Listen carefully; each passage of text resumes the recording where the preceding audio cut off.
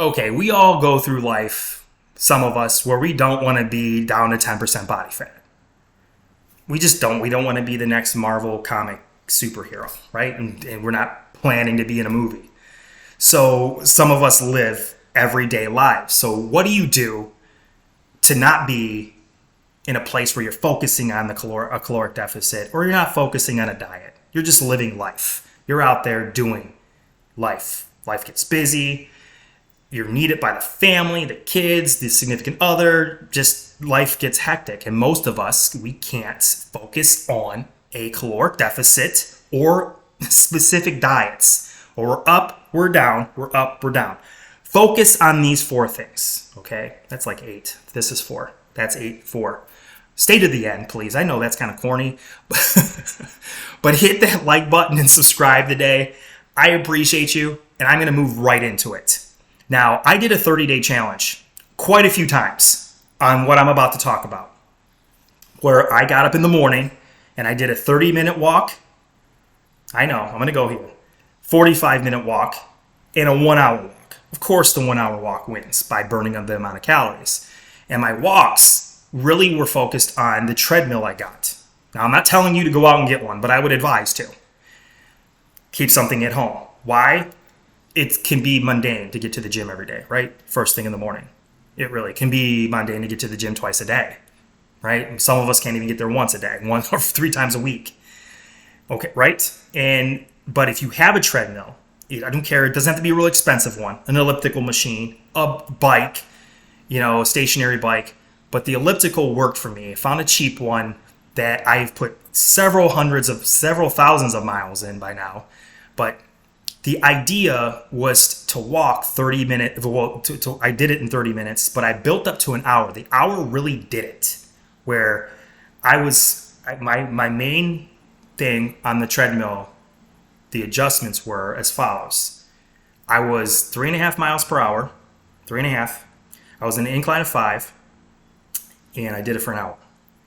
And I did all of that while I was watching Netflix, watching, YouTube videos, reading emails, talking on the phone. I was able to hold conversations, and it really burned the body fat off. It really did, right? Because 1, I'm getting up, I'm not eating. Again, empty stomach-ish, meaning that you burn calories during the night. You're not introducing new calories to it. You're making your body work for an hour, and it's really low intense, so you're not really something you can do every day. And focusing on that one thing without having to focus on the caloric deficit, and then microdosing those walks to where you find your step count. I know it's more of a workout plan than it is a diet or counting being in a caloric deficit. Now my number was 12,800 steps per day by following on a watch. Not precise, a barometer. But I was only walking 6,000, 7,000, 8,000 steps a day on average. Boosting that up to 12,800 steps, and half of those were on an empty stomach, was pretty eye-opening when it came to not having to worry about being on a diet, still eating the same amount of calories traditionally that I would. I'm always focused on a caloric deficit, but when I was doing these challenges with clients, you find that you end up burning a lot more calories than you are putting in, especially when you're focused on these following things. Pay attention. I'm going to sit down. I'm not going to stand up today. Number 1, focusing on the amount of protein you get in. Again, not a diet. You should be getting that protein. It should be prevalent and become a habit. Take that 30-day period to do that, to get to that point, to where you're actually getting enough clean protein in. Even if you have to substitute with protein shakes, 1 or 2, that's what I do to get to my 170 to 190 grams per day that I eat. And getting to that 1 gram or up to 1.5 grams of protein, of clean protein, I would rather eat more protein than more carbs. I know the carbs are enjoyable, but if you're focused on the protein first and getting a certain amount of calories, 7, 8, 900 calories of protein, different sources, and there's a lot of enjoyable food there that you can eat, whether you're eating at home or you're eating out. Okay, you can break that down to where you're not really focused on a diet. You're just consciously eating, okay? Knowing that you shouldn't eat 6 donuts in the morning and then get on a treadmill, that type of consciously thinking, right? Or eat 6 bagels or 2 bagels for that matter. They're very high. They're delicious, but very high in calories. You know this.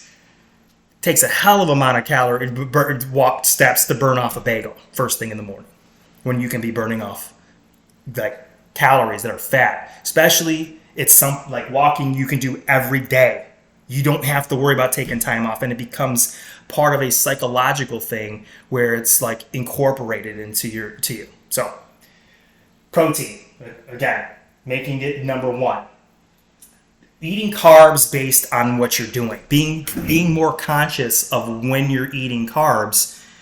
You don't need a half a pizza at 8 o'clock at night and then go to bed at 9 or 10, right? We should know this. And, especially if you're trying to lose body fat, okay? That's part of a just conscious thing where it's not a diet. You're not eliminating it. Just eat some of the pizza during the day when you're more active, or don't, eliminate it for 30 days. I'm just saying, getting to the point where you're eating your carbohydrates around what you're doing and eating them more earlier in the day and then skipping the carbs. For me, it's about eating 4 meals a day, 2 larger ones that come between about 3 hours apart during the day, and then a small snack in between there. I call it my protein snacks, a protein meal. And then, or my protein meal with the family, if I'm eating dinner with the family or whoever, eating that dinner closer to the evening time, but making sure that I do not eat 3 to 4 hours before I go to sleep, before I put my head on a pillow to go to sleep. That I don't, and if I do, it would be it'd be a higher protein meal than it would be a higher carb meal or higher fat meal, because those carbs, what are they going to do? They're just going to sit there. That fat will just sit there.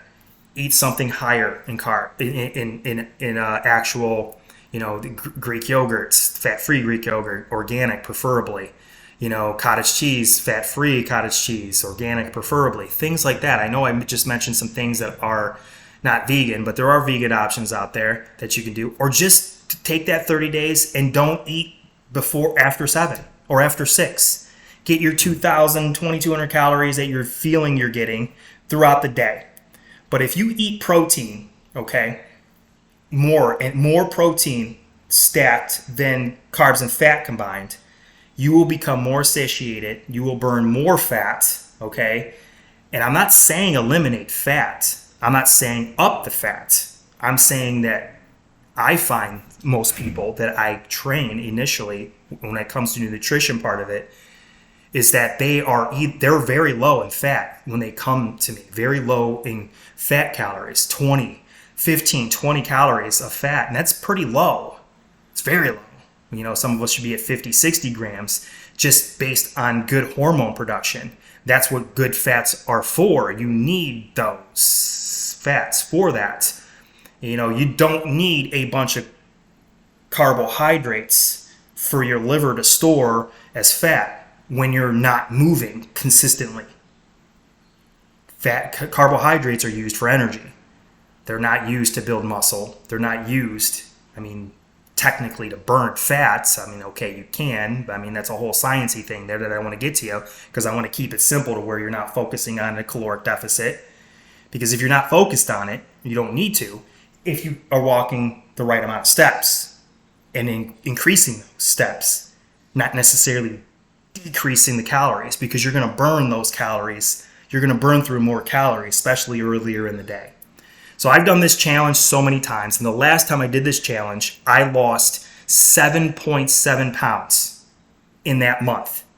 And I just focused on this. Didn't focus on the caloric deficit, became more conscious of when I was eating the carbohydrates, and not eating before, just the normal things that you should be doing.